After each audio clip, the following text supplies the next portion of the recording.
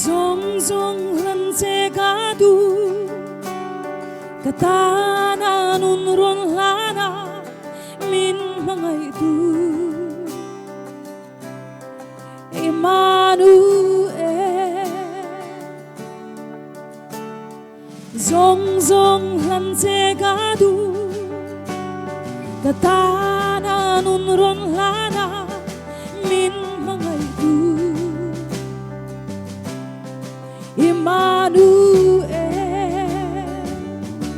Chandam turau pui Mangai turau pui Tinglo bergehi Imangai inagadon sang ya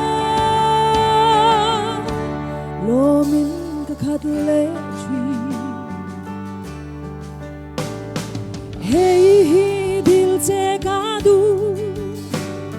Imoy jiang min mu tiro jiang to taki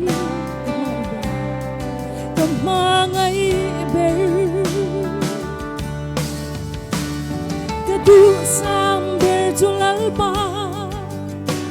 Liral pia keng tag mangai na o thu ber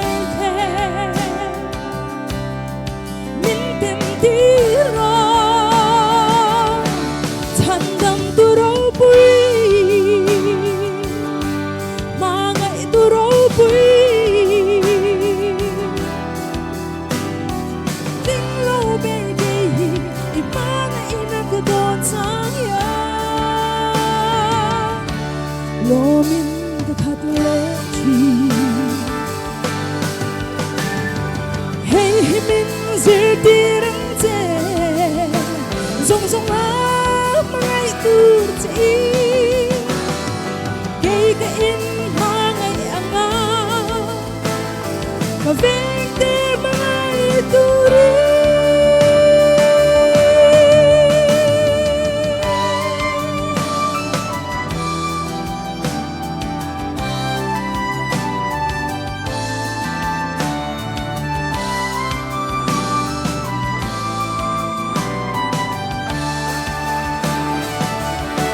Chandam turau pui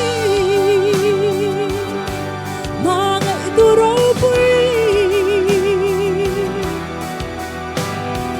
Tinglo bergehi Imangai inagadon sang ya Chandam turau pui Mangai turau pui Tinglo bergehi Imangai inagadon sang ya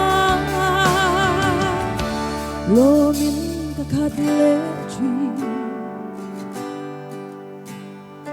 Tinglo bergehi Imangai inagadon sang ya Lomin kakadle chui